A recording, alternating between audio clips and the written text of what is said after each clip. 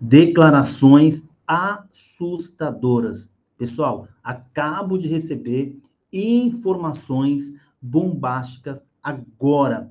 Vou trazer para vocês aqui na íntegra. Olha só, o deputado que traz revelações surpreendentes sobre esse plano, suposto plano ou plano para tirar a vida de Lula, Moraes e Alckmin. Um desfecho, reta final, vou trazer para vocês aqui. E mais, olha, um grande líder, traz outras revelações também, que você precisa ficar de antena ligada e vai deixar você de queixo caído. E mais, um grande político preso e morre na prisão. É uma triste notícia, mas eu vou trazer tudo para você aqui agora. São 3 notícias extremamente importantes. A última você vai se surpreender. Eu vou trazer já de início, olha, vamos falar desse político que foi preso e morreu na cadeia, vamos falar desse plano que daqui a pouco o deputado vai falar para nós, o desfecho reta final, mas antes eu quero pedir para você, você é novo por aqui, se inscreva aqui no canal, tem um botão logo embaixo para você se inscrever no canal, esmaga o dedo no like, deixa esse joinha para nós, porque aí o YouTube entende que o canal é um canal relevante e leva essas informações para mais pessoas. Então, esmaga o dedo no like, se inscreva no canal e aqui embaixo, nosso canal é um canal democrático. Cada informação dessa, eu gostaria muito que você deixasse o seu comentário aqui embaixo. Pode ser? Deixe o seu comentário. Nosso canal é um canal democrático, a gente traz a informação e você deixa aqui nos comentários a sua opinião sobre o tema. Olha só, vamos começar por esse aqui, gente.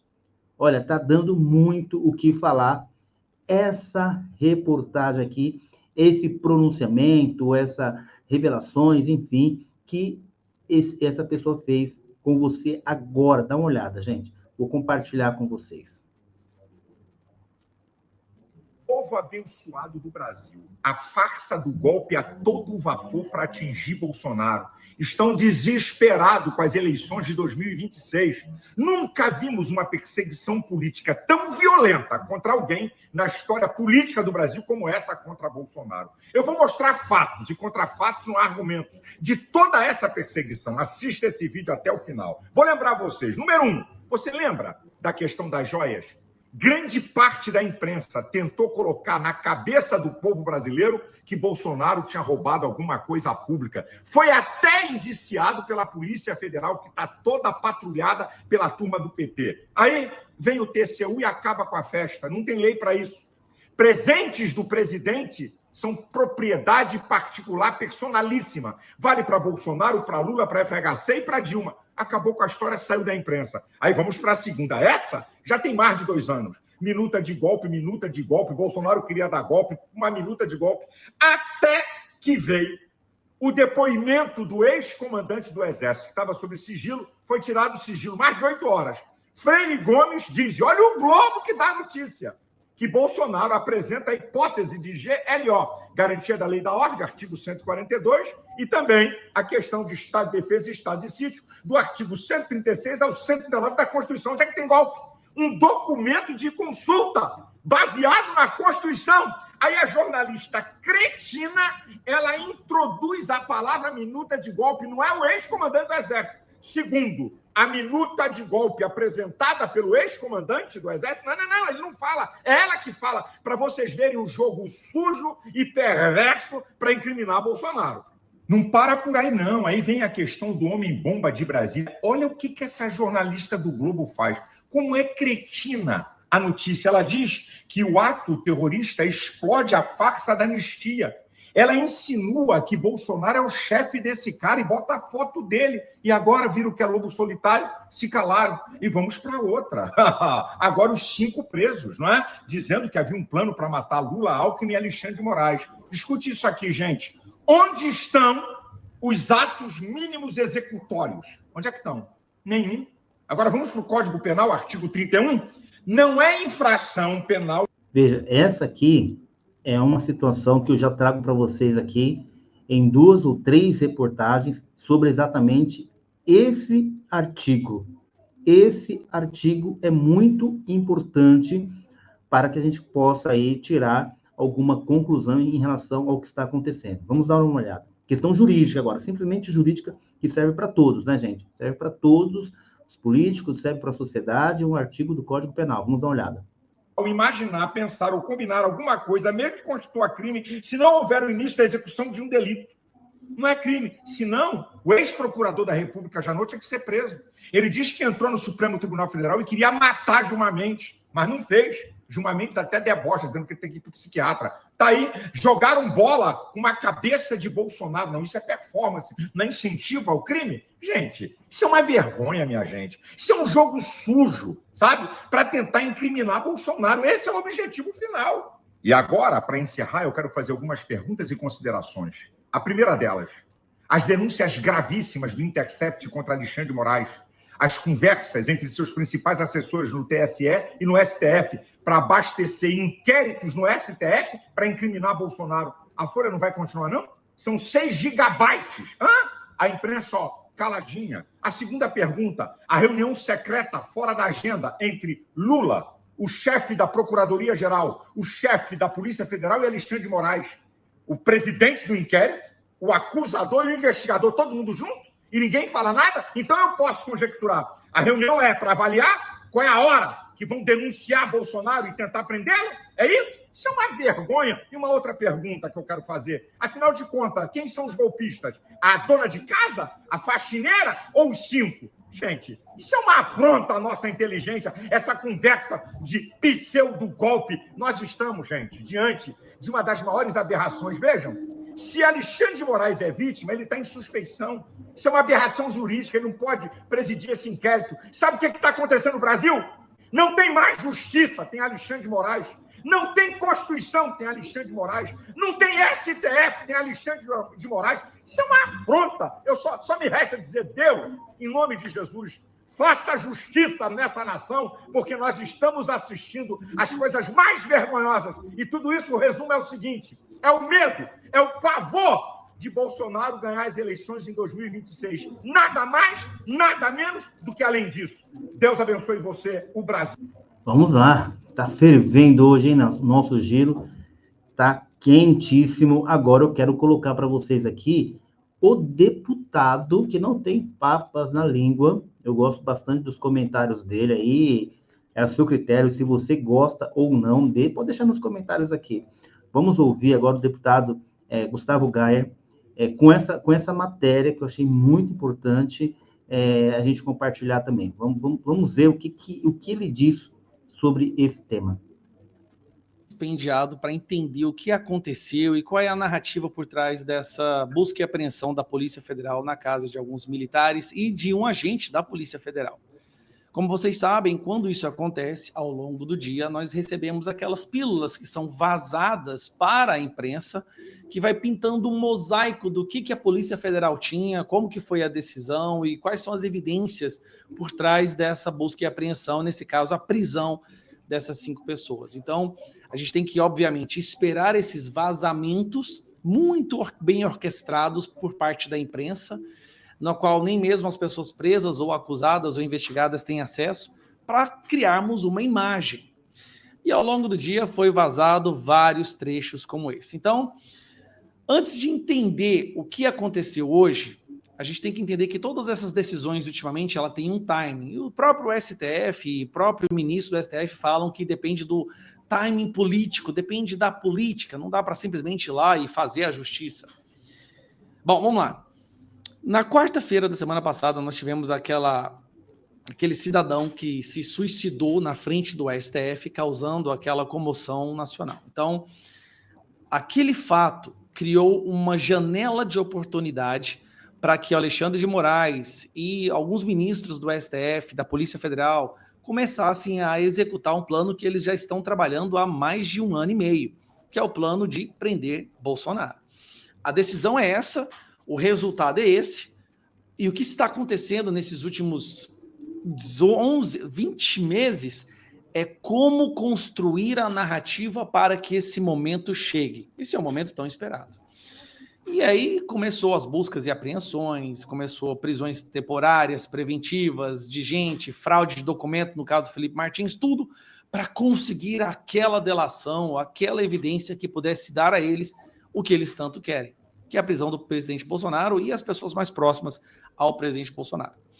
Na quarta-feira, e aí vem um dado curioso, sem constar na agenda oficial, o que não deveria acontecer, tá? Os chefes, né, de Estado se encontraram para uma reunião para debater o cenário político. Cenário político. Lula se reuniu com ministros do STF no Alvorada em noite da explosão. Não só isso. Tava lá Gilmar Mendes, Cristiano Zanin, Alexandre de Moraes e o diretor da Polícia Federal. Só que esse encontro, essa agenda, e é a parte que realmente chamou a atenção, não consta na agenda. E quando você tem um encontro entre chefes de Estado, isso tem que constar na agenda, tem que ter a publicidade. Afinal de contas, se não houver essa publicidade, se não houver essa transparência, os chefes de Estado poderiam começar a se encontrar na calada da noite por motivos obscuros e obviamente, intenções não republicanas. Por isso, nós precisamos da transparência. Mas tudo bem. Muito interessante essas colocações aqui que o Gayer está fazendo. Gente, vamos continuar ouvindo. Eles se encontraram, o Novo pediu explicações por que esses ministros e o Lula estavam se encontrando junto com o diretor da Polícia Federal. Aí, eles se encontram na quarta-feira. Naquele momento que eles estavam juntos, teve aquela situação trágica na frente do STF e a oportunidade perfeita surgiu. É agora. Agora, vamos aproveitar essa nossa narrativa de envenenamento das redes sociais, de golpismo, o golpismo não morreu, o 8 de janeiro eterno, e vamos para cima do núcleo, vamos para cima do Bolsonaro. Por que eu digo isso? A maior parte das informações que estavam hoje na decisão e que saíram pela imprensa, a maior parte delas são requentadas, são informações antigas. Já, inclusive, saiu mais de uma vez na imprensa. Mas por que a prisão dessas pessoas veio a acontecer agora? 2 motivos. A oportunidade que se abriu diante do tio França e porque o Donald Trump ganhou e 20 de janeiro Donald Trump vai estar no poder nos Estados Unidos e aí nós começaremos a ver uma sequência de ações internacionais diplomáticas contra o Brasil e que para amenizar a situação eles têm que criar uma narrativa do porquê que o Bolsonaro tinha que ser preso, já que ele representa um perigo para a democracia. Então começam, vamos lá, aí começam as matérias, né? Diálogos mostram tentativa de prender Moraes. Tô na posição, e aí aparece um print de uma conversa, onde o print basicamente fala isso, né? Mantém posição, tô na posição. O grupo estava disposto a morrer e cumprir plano de matar Moraes. Bolsonaro estava sendo pressionado. Aí vem um detalhe curioso. Sai essa matéria que o Cid disse, Bolsonaro estava sendo pressionado por deputados e por parte do agro para golpe, de acordo com o que o Cid falou, as conversas do Cid que foram capturadas. Então, se o Bolsonaro estava sendo pressionado, mas não deu golpe, isso não o torna inocente da tal tentativa de golpe? O que chamou a atenção em toda a construção do que aconteceu hoje, a melhor matéria que eu encontrei foi aqui no Poder 360, onde mostra quase que na íntegra as evidências que levaram à decisão da prisão dessas pessoas. E o que mais chamou a atenção, obviamente, é um documento no final, que se você lê esse documento, realmente é um documento que mostra claramente um plano de executar alguém. Claramente, só não sei, não fica claro aqui quem era, contra quem é o plano. Mas aqui claramente você vê que há um plano de executar alguém, falando sobre execução, a captura, danos colaterais, envenenamento, as armas a serem utilizadas. Isso aqui é inegável. Inclusive as armas aqui, ó. Aqui, que é esse tal do planejamento punhal verde e amarelo. Mas chama atenção. Um plano de execução de chefes de Estado ter sido impresso?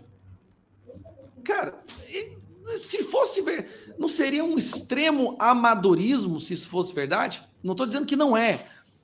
O que chama a atenção é que em momento algum... Isso eu comentei com vocês, que eu achava estranho também. Imprimir, né, gente? Estão dizendo aqui que foi impresso. Imprimir, deixar provas e evidências. Isso é muito estranho, né? Isso é muito estranho. Também pensei dessa forma, não sei qual que é o seu raciocínio em relação a isso. Deixa aqui nos comentários, por favor. Há um comando ou algo sobre o Bolsonaro nisso daqui? Em momento algum, em tudo que eu li, há uma clara participação do Bolsonaro. O que há do Bolsonaro é isso aqui, ó. Em pacientes com Bolsonaro, militares alvos da PS usavam palavrões. 4 linhas é UK. Bom, a única vez que o Bolsonaro é mencionado nessas questões, nessas conversas, é mostrando que eles estavam insatisfeitos por o fato do Bolsonaro ficar nas 4 linhas. Essa é a parte que... Ó, tá, Gustavo, em que momento o Bolsonaro é mencionado lá? Que horas que ele dá a ordem? Em momento algum. Ele é mencionado quando fica claro a indignação destas pessoas que foram presas porque o Bolsonaro não queria sair das 4 linhas.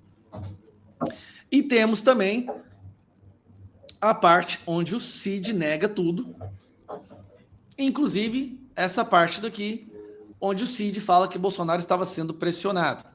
O que nós percebemos? A janela se abriu, Donald Trump vai assumir dia 20 de janeiro, daqui 2 meses. Eles não conseguiram encontrar nada palpável, tangível, irrefutável, nenhuma evidência que coloque Bolsonaro em nenhuma dessas situações, mesmo que a possibilidade de planejar o assassinato de alguém possa ter acontecido, e de acordo com o que a gente vê aqui, isso não pode ser tirado da equação. Realmente foram conversas muito estranhas, não tem como negar, mas o crime não foi executado ou intencionado, ou iniciado. Na legislação brasileira, no Código Penal, você não pode ser preso ou punido. Mas vão confirmando o que diz o Código Penal. Nós trouxemos aqui o desembargador, o Flávio, Silas, agora o Gayer, com o mesmo entendimento do Código Penal. Por pensar em cometer um crime. Não pode, por mais abominável que seja um encontro, uma conversa entre 2 ou mais pessoas sobre um possível cometimento de um crime, ninguém pode ser penalizado ou criminalizado por pensar em cometer um crime. Escrever alguma coisa, mas a pessoa pode, porque ela tem que ter o direito de recuar daquilo. Então, muitas vezes, no momento da raiva, você pode escrever num papel: eu vou acabar com a vida de João. E depois, no momento de lucidez, você rasga o papel e fala: não, o que eu estava pensando, cara? Então é por isso que você só pode ir para cima de alguém depois que o crime ou é iniciado ou cometido. No caso aqui, não houve crime. A audiência brasileira e a imprensa esqueceram desse detalhe. Não houve um crime. E mesmo que eles tivessem planejado, não houve a participação do Bolsonaro em momento algum, a não ser quando eles demonstram a insatisfação pelo Bolsonaro fazer tudo dentro da Constituição. Mas isso não importa. O que importa para eles é que eles precisam prender Bolsonaro. Bolsonaro virou um troféu. É uma coisa pessoal, da vaidade. Ele virou um troféu que precisa ser preso. E agora a janela está se encurtando. Donald Trump, 20 de janeiro. A janela de oportunidade com o tio França, que causou essa comoção nacional, que na verdade não foi um ataque ao STF, é um doido varrido, me desculpa. Eu sinto pena dele, da família, é uma tragédia, mas um doido, uma pessoa com sérios distúrbios mentais, que foi lá e tirou a própria vida na frente do STF. Tamanha era a indignação dele a respeito do que tem acontecido com o Brasil. Eu passei o dia inteiro lendo tudo que tinha sobre essa questão, decisão, as matérias, e tudo que eu encontrei até agora. É isso. Vamos lá, gente, vamos continuar. O espaço está aqui aberto para você deixar o seu comentário. Foi bastante coisa, né? Mas para a gente fechar aqui, como eu prometi para vocês, eu vou trazer aqui essa situação. Deixa eu ver se eu acho aqui. Olha isso aqui, gente. Está aí na tela. Opositor de Maduro detido após eleições na Venezuela morre em prisão. Jesus Manuel Martins Medina era integrante do partido Vente Venezuela. Olha isso, gente. O Ministério Público da Venezuela confirmou, no último dia 15, a morte de Jesus Manuel Martins, integrante do partido Oposição Vente Venezuela, que estava preso desde o dia 2 de agosto, acusado de ter participado de protestos pós-eleitorais no país. Foi denunciada a morte no dia 14 pelos líderes da oposição. Em comunicado, o Ministério Público da Venezuela disse que o opositor cumpria medida de prisão preventiva em um hospital do estado de Anzoátegui, é isso? E que recebeu os devidos cuidados médicos que lhe foram fornecidos, os medicamentos e outros tratamentos que seu estado de saúde justificava, acrescentando que o opositor sofria de diabetes. É isso, né, gente? Vamos fechar aqui o nosso giro, essa triste situação aqui da Venezuela e essa questão ainda com um debate muito acalorado sobre esses acontecimentos aqui no Brasil nos últimos dias. Deixa aí os seus comentários sobre isso, deixa o seu like para fortalecer o nosso canal. Até o nosso próximo vídeo. Tchau, tchau.